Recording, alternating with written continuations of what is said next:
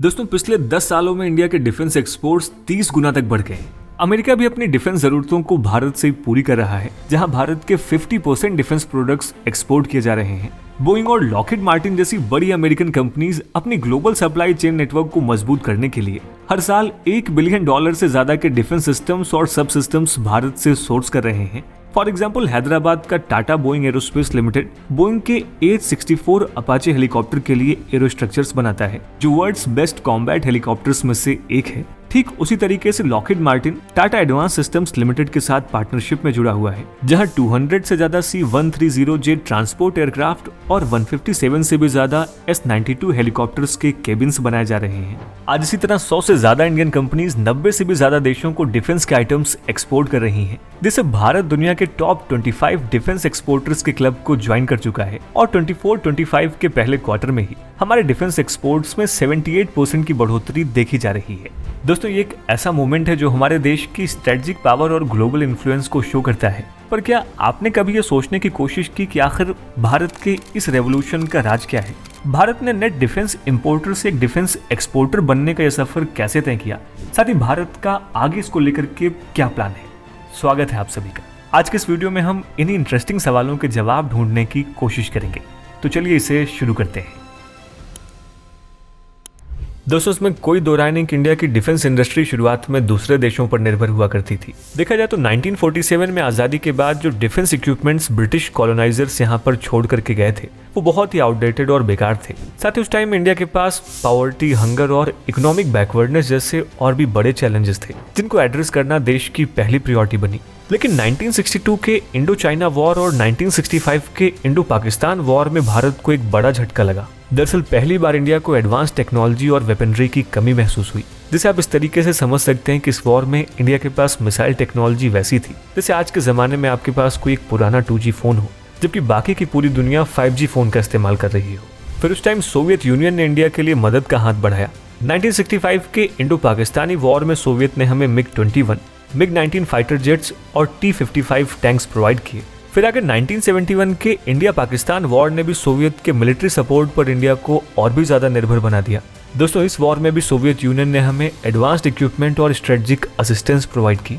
Soviet union की इसी मदद के चलते 1970s में इंडिया ने अपने डिफेंस पार्टनरशिप को सोवियत यूनियन के साथ फॉर्मलाइज कर लिया और यहीं से इंडिया के लिए Soviet union advanced military hardware जैसे कि एयरक्राफ्ट, सबमरीन्स और मिसाइल सिस्टम्स का प्राइमरी सप्लायर बन गया। भारत और सोवियत के इस अलायंस ने भारत के डिफेंस मॉडर्नाइजेशन में बहुत बड़ा रोल प्ले किया है।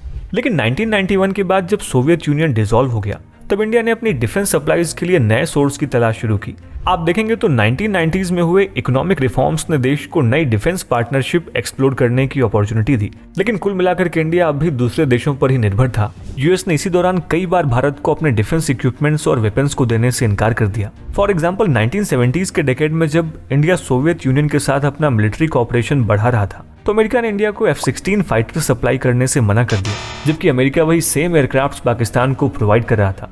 और उसका लॉजिक ये था कि अगर भारत को ये टेक्नोलॉजी मिलती है तो regional balance of power disturb हो जाएगा।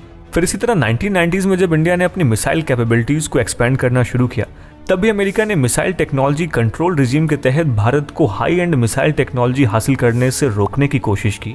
साल 2000 में इंडिया ने अमेरिका से मैरीटाइम पेट्रोल के लिए P-3 ओरियन एयरक्राफ्ट्स की रिक्वेस्ट की, लेकिन अमेरिका ने सिक्योरिटी कंसर्न्स और टेक्नोलॉजी ट्रांसफर रिस्ट्रिक्शंस के चलते भारत को ये एयरक्राफ्ट्स देने से मना कर दिया। साल 2005 में ऐसे ही स्ट्रेटेजिक पार्टनरशिप के डिस्कशन के बावजूद भी अमेरिका ने भारत को F-16 और FA-18 फाइटर्स डायरेक्टली सप्लाई करने से मना कर दिया, जबकि यहाँ भी एयरक्राफ्ट्स पाकिस्तान को प्रोवाइड किए जा रहे थे, लेकिन अमेरिका ने ये भारत को प्रोवाइड नहीं किए। 2010 में भी इंडिया ने अमेरिका से अपाचे AH-64 अटैक हेलीकॉप्टर्स की डिमांड की, लेकिन शुरुआत में अमेरिका ने इसको लेकर भी रिस्ट्रिक्शन शो किया और टेक्नोलॉजी ट्रांसफर और एक्सपोर्ट कंट्रोल के इश्यूज के चलते इसकी डिलीवरी में भी बहुत डिलेज हुई। यानी कुल मिलाकर के इंडिया को दूसरे देशों पर अपनी डिफेंस रिलायंस की एक बहुत बड़ी कीमत चुकानी पड़ी है। लेकिन आज ये पासा बिल्कुल पलट चुका है। 2014 में सत्ता संभालने के बाद मोदी गवर्नमेंट ने इंडियन डिफेंस इंडस्ट्री को मजबूत बनाने और दुनिया में देश की इमेज को डिफेंस इक्विपमेंट के मेजर एक्सपोर्टर में तब्दील करने की कोशिश की है।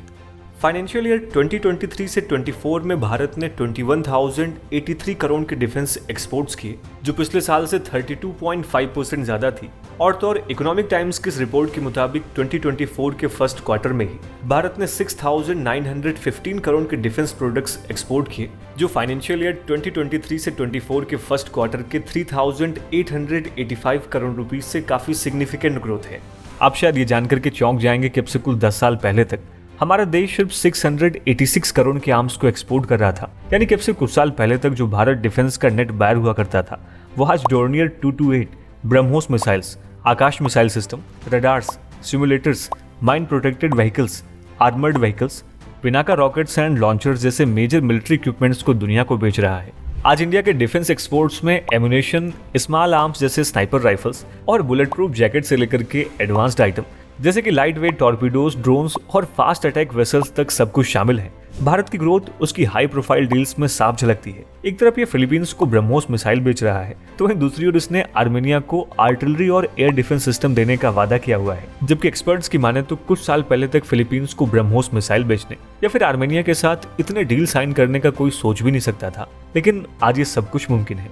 भारत की इस ग्रोइंग इंडस्ट्री ने देश में बहुत सी एम्प्लॉयमेंट की अपॉर्चुनिटीज भी क्रिएट की हैं, जिसमें लगभग 70,000 डायरेक्ट जॉब्स और 1,50,000 इनडायरेक्ट जॉब्स शामिल हैं। यूपी और तमिलनाडु के डिफेंस कॉरिडोर के डेवलपमेंट से भी 2025 तक लगभग 2 लाख नई जॉब्स क्रिएट होने की उम्मीद है।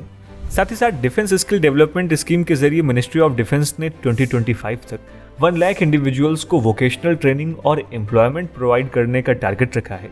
और इस सबको मुमकिन करने में सरकार की 3 पॉलिसीज ने सबसे अहम भूमिका निभाई है, जिसमें पहली है लेस इंपोर्ट्स एंड इंडिजिनाइजेशन, दूसरी है डिफेंस डिप्लोमेसी और तीसरी है प्राइवेट प्लेयर्स और एमएसएमई का एक्टिव इन्वॉल्वमेंट। आइए अब एक एक करके गवर्नमेंट की इन तीनों पॉलिसीज पर नजर डालते हैं, जिन्होंने इंडिया के इस ट्रांसफॉर्मेशन की बुनियाद रखी है। डिफेंस एक्सपर्ट्स के अकॉर्डिंग 2013 से 14 तक हमारे एक्सपोर्ट सिर्फ $110 मिलियन थे। और तो और 2014 से पहले हमारे देश में एक प्रॉपर डिफेंस एक्सपोर्ट स्ट्रेटजी भी नहीं हुआ करती थी। Defence exports foreign trade policy के अंडर होते थे, जिसमें मिनिस्ट्री ऑफ डिफेंस से एनओसी लेना पड़ता था, जो कि बहुत ही लंबा और कठिन प्रोसेस था। लेकिन सितंबर 2014 में मोदी गवर्नमेंट ने strategy for defence exports formulate की, जिसने मुख्य तौर पर एक्सपोर्ट के प्रमोशन, फैसिलिटेशन और रेगुलेशन पर फोकस किया। डिफेंस एक्सपोर्ट को इंडस्ट्री फ्रेंडली बनाने के लिए सरकार ने डिफेंस इंडस्ट्रियल लाइसेंसिंग को सिंप्लीफाई करने के साथ ही साथ एक्सपोर्ट कंट्रोल्स और एनओसी के प्रोसेस को आसान कर दिया। End to end online authorisation के माध्यम से डिलेज को कम किया गया और भारत के इस ट्रांसफॉर्मेशन में सबसे अहम भूमिका निभाई प्राइवेट सेक्टर ने। हमेशा से डिफेंस इंडस्ट्री पब्लिक सेक्टर के द्वारा डोमिनेटेड थी, लेकिन आज ये चीज बदल रही है। यहाँ तक कि आज हमारे डिफेंस एक्सपोर्ट्स में प्राइवेट सेक्टर का कंट्रीब्यूशन 60% है और डीपीएसयूज यानी कि पब्लिक सेक्टर का कंट्रीब्यूशन 40% है। आज लगभग 50 इंडियन प्राइवेट कंपनीज इंडिया के डिफेंस एक्सपोर्ट्स को लीड कर रही हैं। Bengaluru based Indo MIM India का सबसे बड़ा प्राइवेट डिफेंस एक्सपोर्टर है और 50 से ज्यादा देशों को डिफेंस प्रोडक्ट्स सप्लाई करता है। साथ ही साथ डोमेस्टिक लेवल पर रक्षा मंत्रालय ने लास्ट ईयर 500 से ज्यादा आइटम्स के 5 पॉजिटिव इंडिजिनाइजेशन लिस्ट्स और डिफेंस पब्लिक सेक्टर अंडरटेकिंग्स के लिए 4600 से ज्यादा आइटम्स की 4 नई लिस्ट जारी की हैं, जिनमें ऐसे आइटम्स शामिल जिन्हें इंपोर्ट नहीं किया जा सकता और इन्हें सिर्फ डोमेस्टिक इंडस्ट्री से ही खरीदा जा सकता है। दोस्तों, इसके अलावा डिफेंस बजट का कुछ प्रतिशत हिस्सा डोमेस्टिक इंडस्ट्री से प्रोक्यूरमेंट के लिए रिजर्व किया गया है। 4666 आइटम्स में से 2920 आइटम्स ऑलरेडी इंडिजिनाइज हो चुके हैं, यानी कि अब इतने आइटम्स देश के अंदर ही बनते हैं। भारत सरकार इनोवेशंस फॉर डिफेंस एक्सीलेंस के माध्यम से देश की डिफेंस इंडस्ट्री में सुधार के लिए नए और इनोवेटिव सॉल्यूशंस पर ध्यान दे रही है। आईडेक्स ने स्टार्टअप्स को डिफेंस संस्थानों से जुड़ने के लिए एक प्लेटफॉर्म दिया है, जिनके साथ ही मिलकर के नई टेक्नोलॉजीज और प्रोडक्ट्स को डेवलप कर रहे हैं।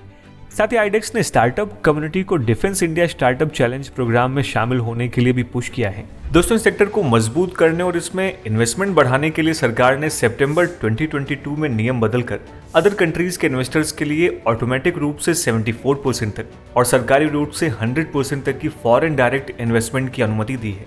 साथ ही साथ सरकार ने अभी फॉरेन ट्रेड पॉलिसी को भी बदला है। फॉर एग्जाम्पल, हमारा विदेश मंत्रालय फ्रेंडली कंट्रीज को लाइन ऑफ क्रेडिट देती है, जिससे वो इंडिया से डिफेंस प्रोडक्ट्स खरीद सकते हैं। आप देखेंगे तो इन ऑर्डर्स को ऑनलाइन पोर्टल के जरिए रियल टाइम बेसिस पर भारत के डिफेंस एक्सपोर्टर्स को दे दिया जाता है ताकि वो इन एक्सपोर्ट अपॉर्चुनिटीज का फायदा उठा सके। साथ ही हमारी नई डिफेंस डिप्लोमेसी के तहत इंडियन एम्बेसीज में तैनात डिफेंस अटैचेस यानी कि कुछ मिलिट्री ऑफिसर्स भारत के डिफेंस इंटरेस्ट को रिप्रेजेंट करते हैं। वो मिलिट्री कोऑपरेशन और ट्रेड अपॉर्चुनिटीज को भी प्रमोट करते हैं। अफ्रीका में नए डिफेंस अटैचेस पोस्ट करके नए मार्केट को एक्सप्लोर करने की कोशिश की जा रही है। यानी कि कुल मिलाकर के डिफेंस डिप्लोमेसी भारत की फ्रेंडली कंट्रीज के साथ हमारे एंगेजमेंट का एक इम्पॉर्टेंट पार्ट बन गई है। ये रिलेशनशिप दोनों देशों की मिलिट्रीज के साथ एक दूसरे के साथ मिलकर काम करने की कैपेसिटी को भी बूस्ट करता है और गवर्नमेंट के एफर्ट्स सिर्फ एक्सपोर्ट तक ही सीमित नहीं है बल्कि कॉम्प्रिहेंसिव डिफेंस इकोसिस्टम बनाने पर भी फोकस किया जा रहा है। दोस्तों, एक्सपर्ट्स के अकॉर्डिंग मैन्युफैक्चरिंग बेस के साथ ही साथ सरकार का एम ये है कि भारत को एक एमआरओ यानी कि maintenance, repair and overall hub के रूप में भी बनाया जाए, जो कि अभी प्रोसेस में है। साथ ही आज इंडियन डिफेंस इंडस्ट्री कई ऐसी एडवांस टेक्नोलॉजीज पर काम कर रही है जो आगे चलकर भारत को ग्लोबल डिफेंस इंडस्ट्री का बादशाह बना सकती है। फॉर एग्जाम्पल, डीआरडीओ एक एडवांस्ड मीडियम कॉम्बैट एयरक्राफ्ट को डेवलप कर रहा है जो एक 5th generation stealth fighter jet है और उसके प्रोटोटाइप का फ्लाइट टेस्ट 2024 के एंड तक एक्सपेक्टेड है।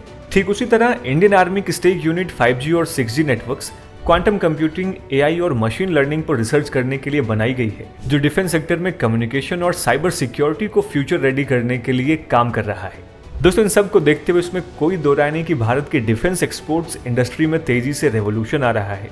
भले इंडिया अभी ग्लोबल आर्म्स मार्केट में एक बड़ा प्लेयर नहीं है, लेकिन इंडिया के डिफेंस एक्सपोर्ट्स की ग्रोथ देश के मिलिट्री इंडस्ट्रियल सेक्टर को मजबूत कर रही है और देश में फॉरेन एक्सचेंज ला रही है। साथ ही एक स्ट्रॉन्ग डोमेस्टिक डिफेंस इंडस्ट्री से देश को स्ट्रेटेजिक ऑटोनॉमी मिलती है और फॉरेन सप्लायर्स पर डिपेंडेंसी भी कम होती है। गवर्नमेंट ऑफ इंडिया ने 2025 तक डिफेंस प्रोडक्शन से 25 बिलियन अमेरिकन डॉलर का रेवेन्यू जनरेट करने का टारगेट सेट किया है, जिसमें 5 billion dollars defence related equipment और टेक्नोलॉजीज के एक्सपोर्ट से जनरेट होंगे। साथ ही इंडियन गवर्नमेंट 2027 तक हमारी 70% डिफेंस इंडस्ट्री को सेल्फ रिलायंट बनाने का विजन रखती है, जिसके लिए long term investment policies and research and development को और भी स्ट्रांग बनाए जाने के प्रयास किए जा रहे हैं। सो ऐसे ही अगर भारत अगले कुछ सालों तक इन सभी फ्रंट्स पर एक्टिव एफर्ट्स करता रहा तो वो दिन दूर नहीं जब India top 20 global defence exporters की लिस्ट में शामिल हो जाएगा, जो हमारे आत्मनिर्भर भारत के सपनों को नई ऊंचाइयों पर ले जाएगा। दोस्तों, भारत के डिफेंस इक्विपमेंट के इंपोर्टर से एक्सपोर्टर बनने की जर्नी को आप कैसे देखते हैं, हम इस वीडियो के कमेंट सेक्शन में ज़रूर लिखें। वीडियो से अगर आपको कुछ वैल्यू मिली हो तो हमें सब्सक्राइब और शेयर करना ना भूलिएगा। जय हिंद।